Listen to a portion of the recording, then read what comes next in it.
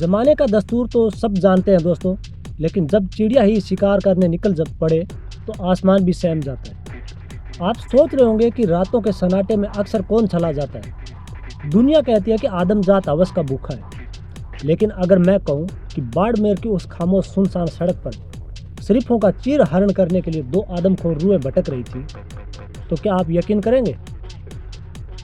बात उस रात की जब 17 साल का एक सीधा साधा मासूम सा लड़का, जिसका नाम सूरज था, अपनी पढ़ाई और माँ बाप के सपनों का बोझ कंधों पर उठाए घर लौट रहा था।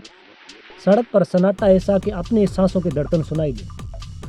तभी अचानक एक काली गाड़ी आकर रुकती है, खिड़की से खुलती है और अंदर से दो लड़कियां, रिया और अर्चना, बहुत ही मीठे बेबस अंदाज में मदद मांगती है। भैया, हम नए हैं इस शहर में, रास्ता भटक गए हैं, जरा गाड़ी में बैठकर मोड़ तक रास्ता बता दीजिए ना। सूरज शरीफ खानदान का लड़का, उसने सोचा दो बेबस लड़कियां रात के अंधेरे में मदद मांग रही है, मना करना ठीक नहीं है। वो मासूमियत में गाड़ी का दरवाज़ा खोलकर बैठ गया और यही उसकी ज़िंदगी की सबसे बड़ी भूल बन गई। गाड़ी आगे बढ़ती है, लेकिन रास्ता शहर की तरफ नहीं बल्कि बाड़मेर के सुनसान वीरान फ्लैट की तरफ मुड़ जाता है। सूरज घबराकर चिल्लाया, अरे मैडम, रास्ता तो उधर था, आप गाड़ी किधर ले जा रही? तब रिया के चेहरे से वो शरीफों वाला नकाब उतर गया। वो ठंडे लहजे में मुस्कुराई और बोली, चुपचाप बैठ जा, रास्ता हमने नहीं, तूने भटका है। आज रात तू हमारा बंधक है, जो हम चाहें वही करेंगे। सूरज का कलेजा फट गया जब वो उसे बंद अंधेरे फ्लैट में घसीटकर अंदर ले गई, तो वहां का नज़ारा देखकर उसके रोंगटे खड़े हो गए। चारों तरफ शराब की बदबू, सिगरेट का धुआं और न जाने कितनी हवस की काली गाथाएं छिप कर बैठी थी। उन दोनों लड़कियों के सिर पर अय्याशी और नशा इस कदर सवार था कि उसे हर रोज एक नया शिकार चाहिए होता था। सूरज ने हाथ जोड़े, गिड़गिड़ाया, मैडम मुझे छोड़ दो, मैं एक सिर्फ घर का लड़का हूँ, मैंने कभी किसी लड़की की तरफ आंख उठाकर भी नहीं देखा, मुझे अपने पाप का भागीदार मत बनाओ। लेकिन जालिमों के आगे मासूमियत की चीखें बेअसर थी।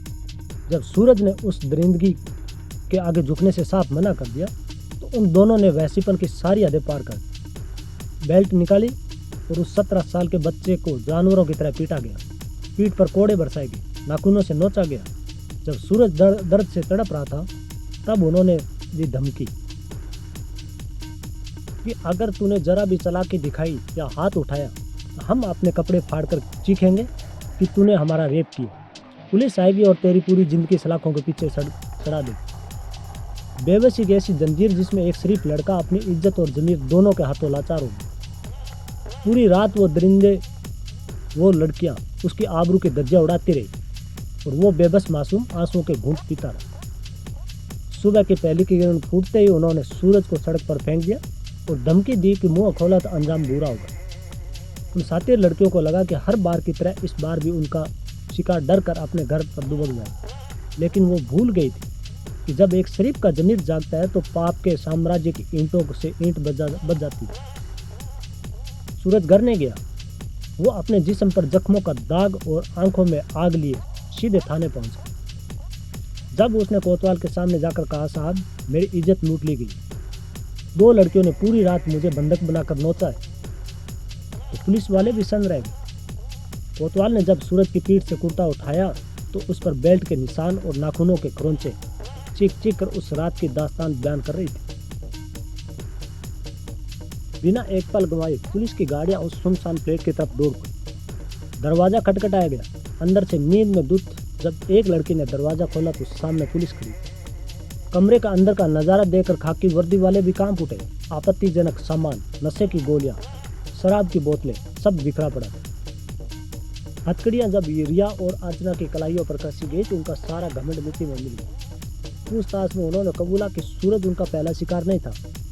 न जाने कितने मासूमों को वो इस काली दलदल में धकेल चुकी थी।